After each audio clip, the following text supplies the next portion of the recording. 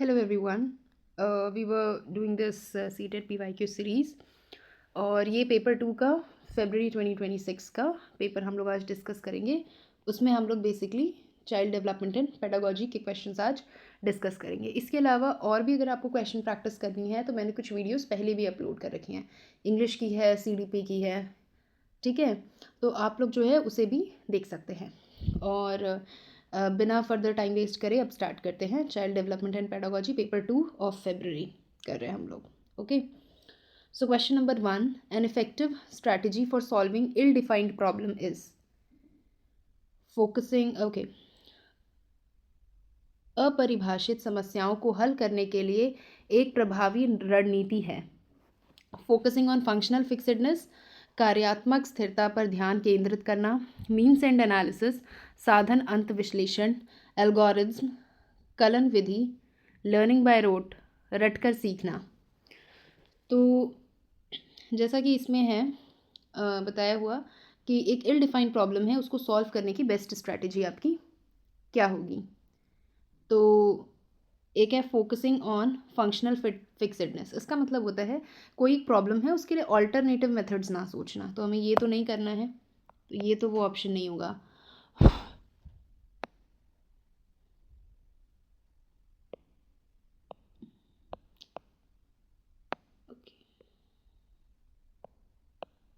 तो ये तो वो ऑप्शन नहीं होगा। दूसरा है मीन्स एंड एनालिसिस। अब मीन्स एंड एनालिसिस क्या होता है?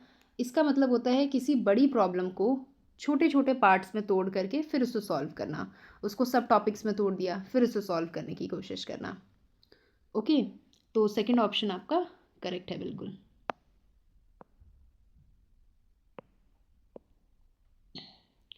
Question number 2, which of the following set of qualities कैरेक्टराइजेस critical thinking. निम्नलिखित में से गुणों का कौन सा समूह समालोचनात्मक चिंतन की विशेषताओं को दर्शाता है?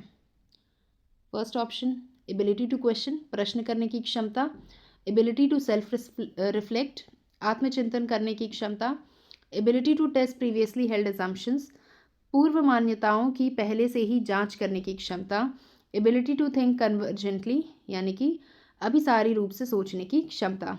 You have to choose the correct option, सही विकल्प चुनना है।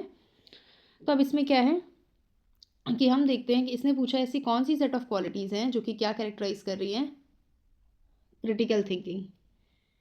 पहला है एबिलिटी टू क्वेश्चन, ठीक है, यानी कि प्रश्न करने की क्षमता। तो बिल्कुल क्रिटिकल थिंकिंग में you must have the ability to question, ठीक है। Then ability to self reflect, ठीक है, एबिलिटी टू सेल्फ रिफ्लेक्ट यानी कि अपने आत्मचिंतन करने की आपके पास एबिलिटी होनी चाहिए। Third is ability to test previously held assumptions, यानी कि आपके जो पहले अजम्पशंस थे उसको आप टेस्ट कर सकें, इसकी एबिलिटी होनी चाहिए। एंड टू थिंक कन्वर्जेंटली, नहीं, तो ये नहीं होना चाहिए। आप you should think divergently for critical thinking, है ना। एक प्रॉब्लम कई तरीके से सॉल्व हो सकती है। तो यहाँ पर आपका जो फर्स्ट, सेकेंड और थर्ड है वो सही है, और ये थर्ड ऑप्शन में है, फर्स्ट, सेकेंड और थर्ड आपका सही है। Question number 3, which of the following statements about the role of heredity and environment in the development of a child is correct?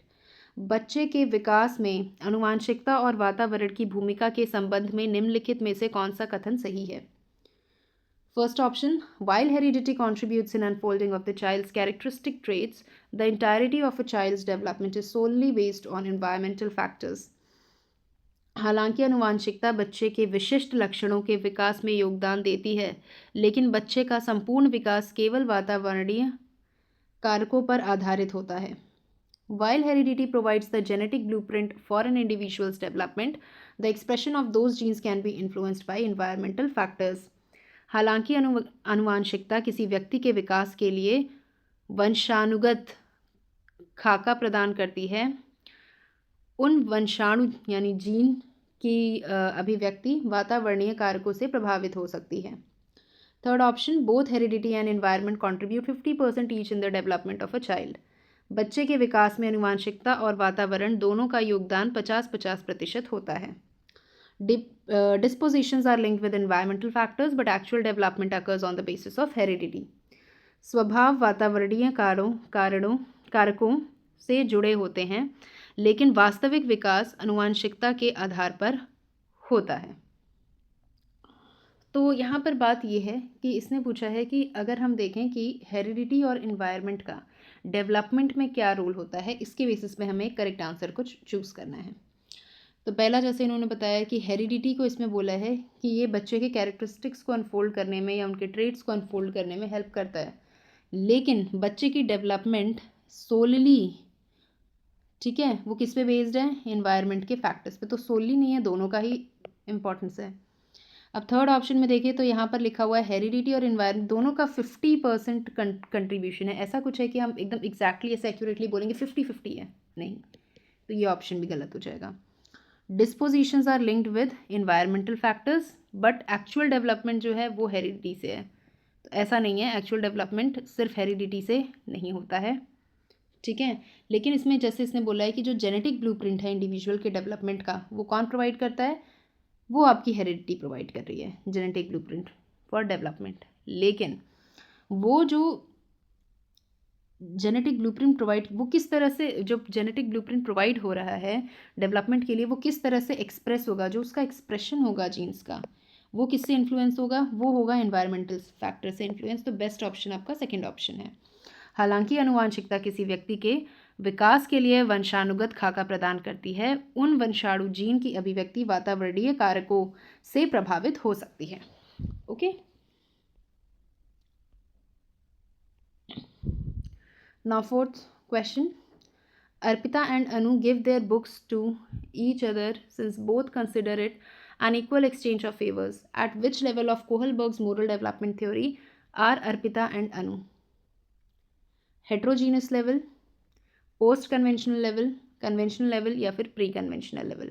Arpita और अनु एक दूसरे को अपनी किताबें देते हैं क्योंकि दोनों इसे एहसानों का एहसान आदान प्रदान मानते हैं।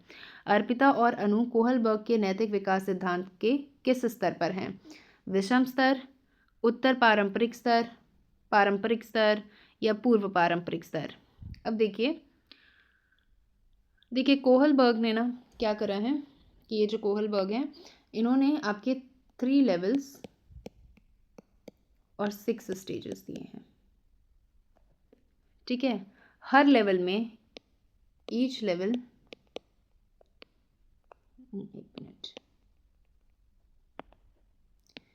Each level will have 2 stage. उसमें जो सबसे पहली आपकी जो स्टेज होती है वो होती है आपकी प्री कन्वेंशनल लेवल। ये सबसे पहली होती है, ठीक है, ये पहली स्टेज होती है। स्टेज बोल रही हूँ मैं, ये पहला लेवल होता है, this is the first level.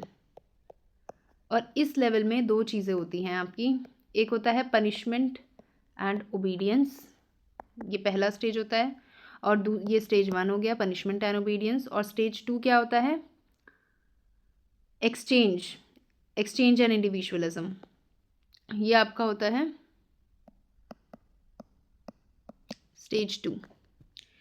तो यहाँ पर इन्होंने बोला है कि इक्वल एक्सचेंज ऑफ फेवर कह रहे हैं, दोनों ने एक दूसरे को किताब दे दी क्योंकि दोनों का इसमें फ़ायदा है, ठीक है।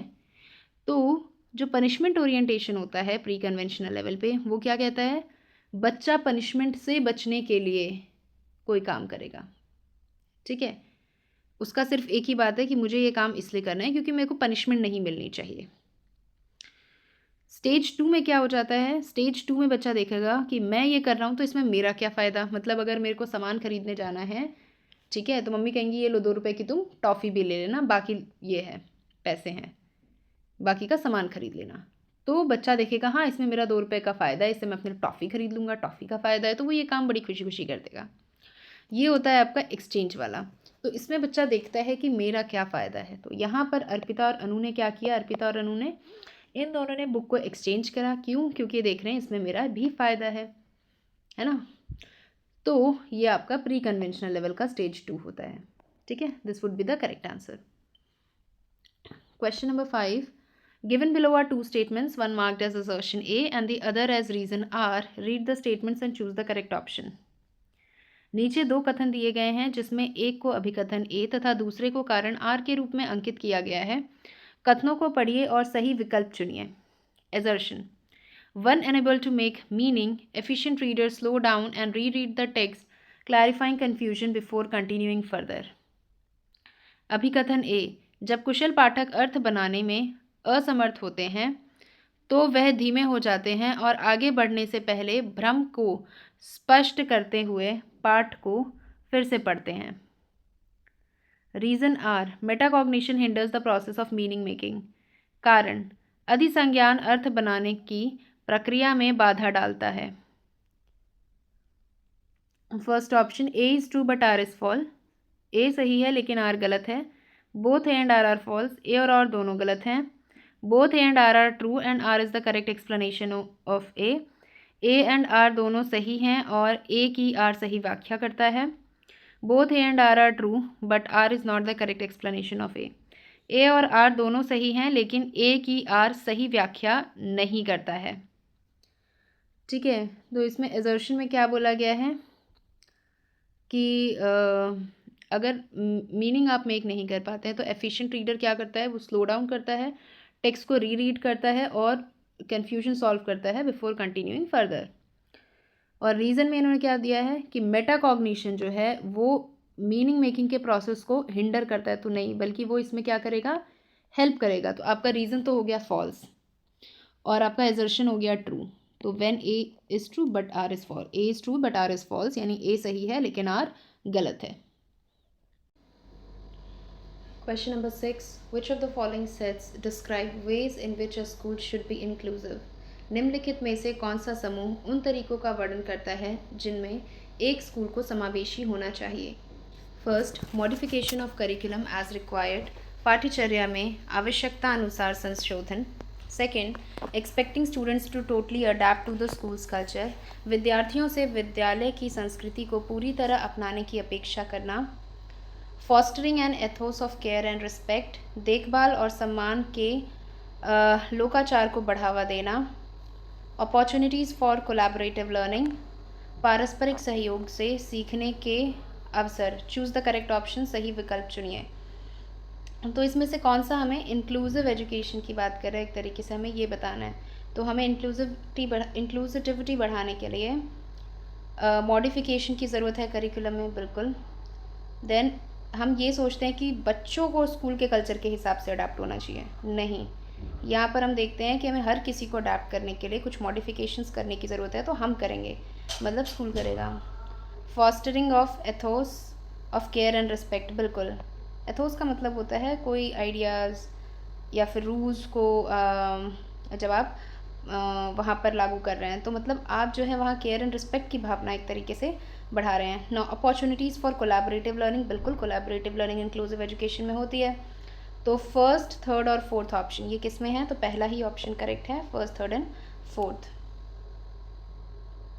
Next is question number 7. Which of the following statement about socialization is correct? समाजीकरण के बारे में निम्नलिखित में से कौन सा कथन सही है? Socialization cultivates shared sources of meaning and value. समाजीकरण अर्थ और मूल्यों के आधार पर साझा स्रोतों का निर्माण करता है। Socialization is culture independent and context neutral. समाजीकरण सांस्कृतिक रूप से स्वतंत्र और संदर्भ तटस्थ होता है। Socialization happens only during childhood. समाजीकरण केवल बाल्यावस्था में ही होता है। Norms and believes cannot be acquired through socialization process, यानी कि समाजीकरण प्रक्रिया के माध्यम से मानदंडों और धारणाओं का निर्माण नहीं किया जा सकता है। अगर हम सोशलाइजेशन की बात करते हैं तो सोशलाइजेशन में जैसे इसने बताया है shared sources of meaning and value, बिल्कुल सही बात है। क्या ये कल्चर इंडिपेंडेंट होता है? नहीं, बिल्कुल नहीं। क्या सोशलाइजेशन सिर्फ चाइल्डहुड में चलता है? नहीं, लाइफ लॉन्ग प्रोसेस है। नॉर्म्स और बिलीव्स को आप सोशलाइजेशन प्रोसेस से नहीं लागू करते, तो ये भी आंसर गलत है। तो फर्स्ट स्टेटमेंट आपकी बिल्कुल सही है कि समाजीकरण अर्थ और मूल्यों के आधार पर साझा स्रोतों का निर्माण करता है। Question number 8. Role of a teacher in reciprocal teaching is characterized by. पारस्परिक शिक्षण में एक शिक्षक की भूमिका की विशेषता है। A shift from being a support and guide towards gradual release of responsibility to the students. एक मार्गदर्शक और समर्थन प्रदान करने की भूमिका से धीरे धीरे जिम्मेदारी विद्यार्थियों को सौंपने की स्थिति पर जाना. Being a mere recipient of the suggestions given by students, विद्यार्थियों द्वारा दिए गए सुझावों का मात्र एक प्राप्तकर्ता होना. The position of dominance and sole authority to disseminate the information to students, विद्यार्थियों को जानकारी देने के लिए प्रभुत्व बनना और एकमात्र अधिकारी होना. Fourth option, his her position of being a passive observer throughout the process, पूरी प्रक्रिया के दौरान एक निष्क्रिय पर्यवेक्षक होना. तो जैसे इसमें बोला है रेसिप्रोकल टीचिंग, तो रेसिप्रोकल टीचिंग में क्या होता है, पहले सपोज टीचर ने स्टूडेंट को